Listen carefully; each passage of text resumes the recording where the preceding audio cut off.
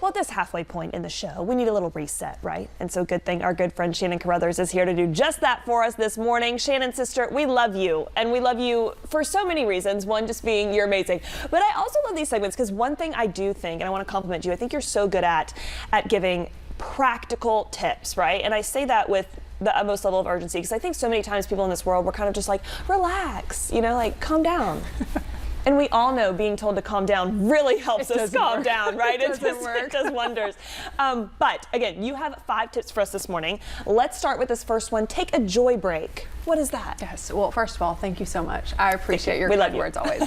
And so a joy break, 10 minutes. Set yourself a timer, right? Okay. The holiday season is chaotic.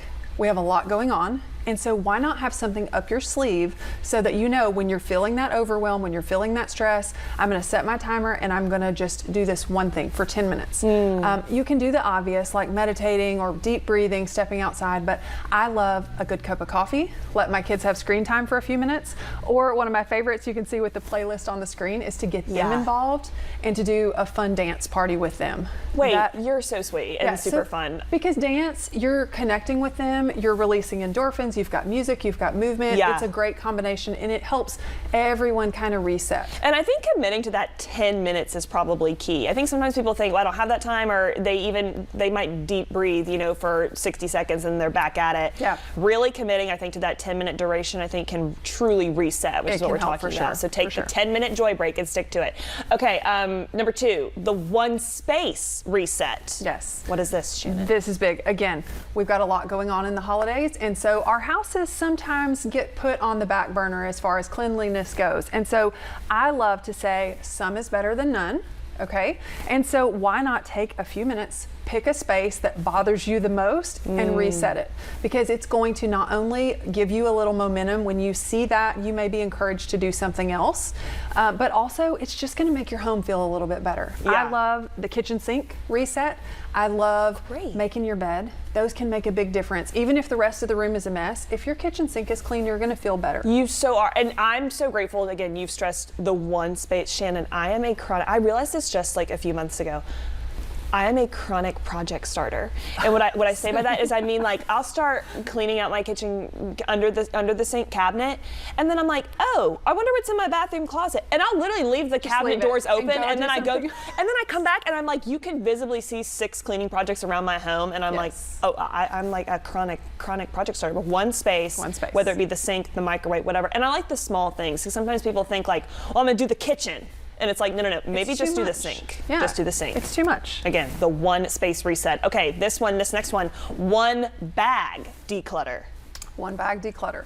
Okay, again, we have a lot of stuff, right? Yeah. We all have too much stuff. And so I love, this is the perfect time of year. We know that we're getting new gifts coming in, new things coming in our home. Get your kids involved, grab a bag or a box, and make a game of it. You can set a specific amount of time, run through your house and pick out all those things that you no longer use, put it in a bag. You can donate it to charity. You can give it on your local Buy Nothing group to someone else who may be able to reuse that as a Christmas gift. And one of my favorite ways I've heard recently to decide whether or not to keep something is, if your dog were to poop on it, would you keep it? Would you care? And clean it, or would you toss it? Wait, that's a good rule of thumb. Right? I haven't heard that one, Shannon. That's good. And again, the one bag, one box. I'll also shout out, I don't know if you've heard of Rooms to Breathe. They're organizing ladies here in Huntsville.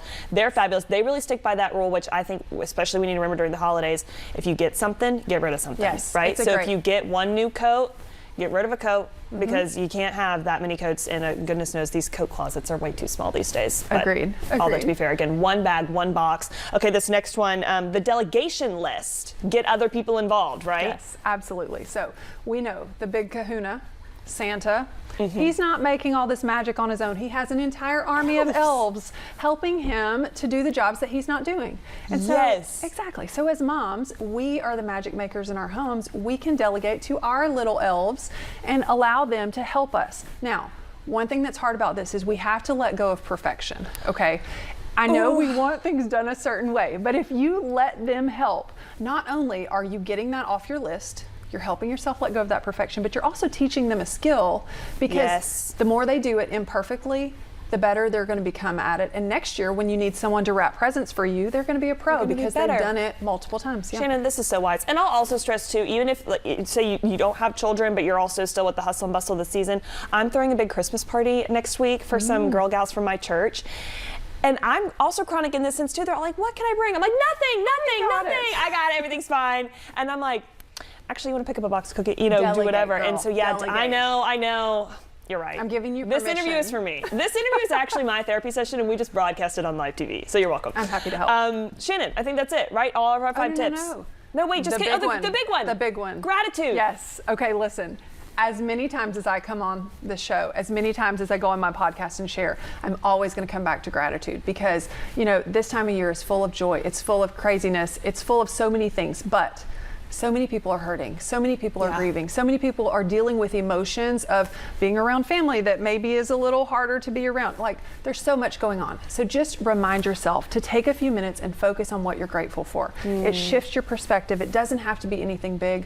My favorite thing to do is sit in front of my tree with all the lights off in my house with my coffee cup, and I can just think of that as such a joyful thing for me. I'm grateful for that, and it really shifts how I'm feeling in that moment. So, Shannon, that's gratitude. a good word. Thank you for that so much. I'm glad we didn't miss that one. I was like scrolling through the prompter, and I was like, I think we're done. No, just kidding. We had this last one.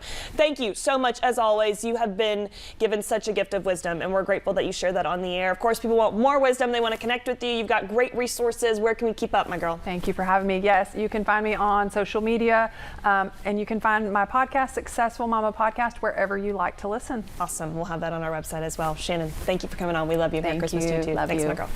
All right.